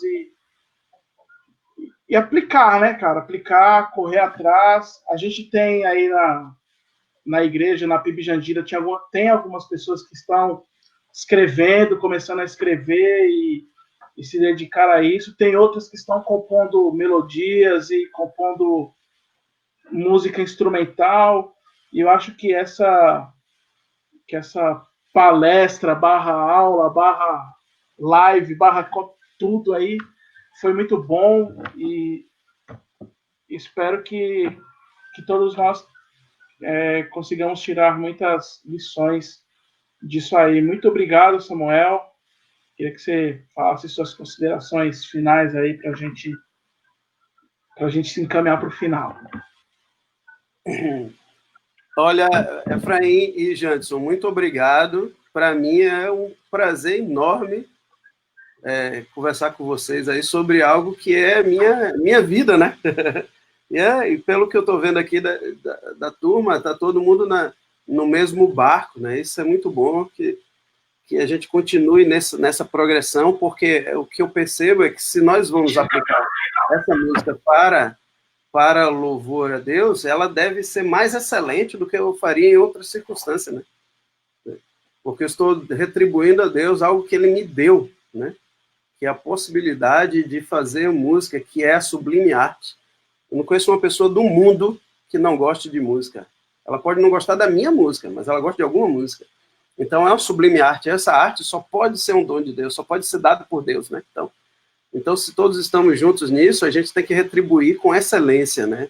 Não se conformar com o medíocre, né? Aquilo de ser o médio, né? Aquilo de não é nem quente nem frio, é o morno, né? Então, o que é que acontece com o morno, né? Biblicamente falando.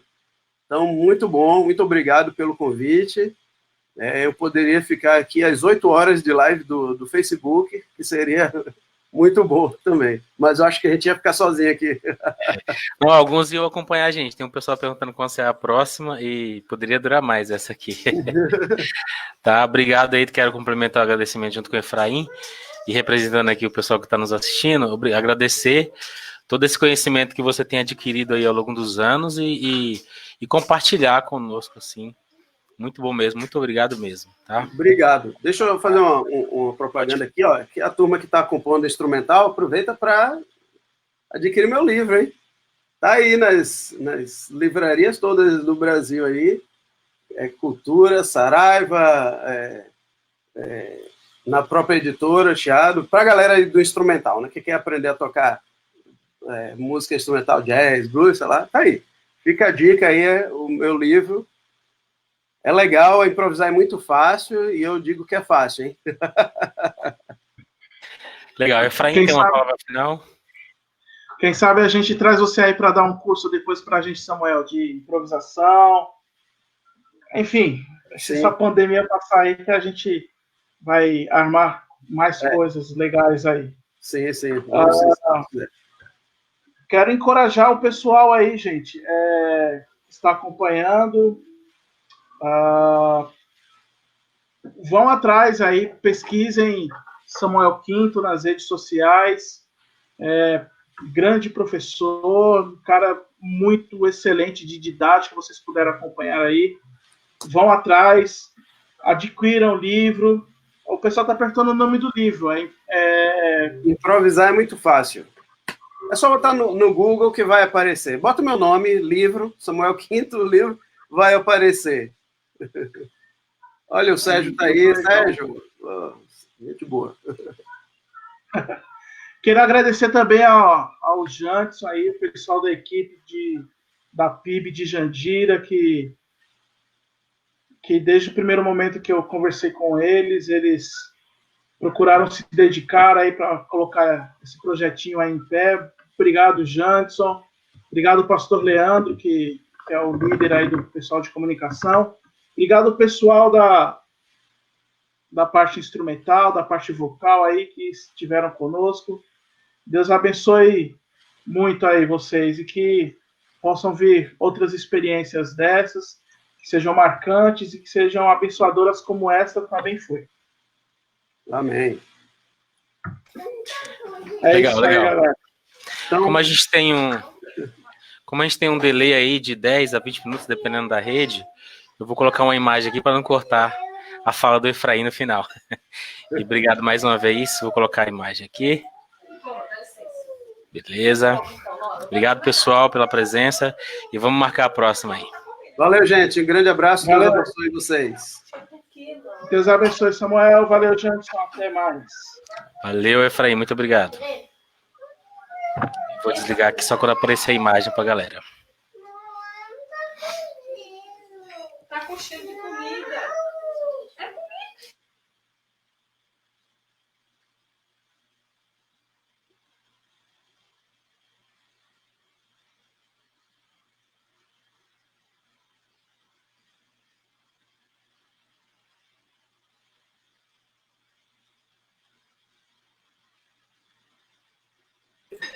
Valeu, Samuel. Vou dar o stop aqui. Obrigado e até a próxima mais uma vez. Valeu, valeu.